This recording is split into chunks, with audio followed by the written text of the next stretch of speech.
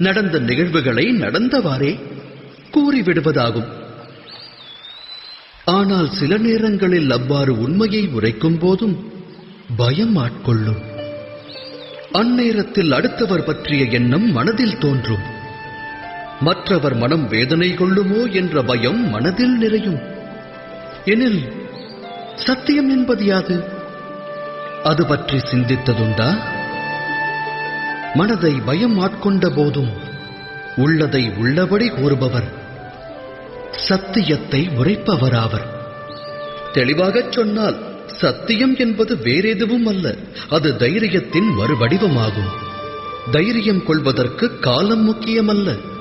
தைரியம் என்பது ஆத்மாவின் சுபாவமாக வேண்டும். அதாவது அனுக்ஷணமும் சத்தியத்தை உரைக்கும் க்ஷணமாக வேண்டும்.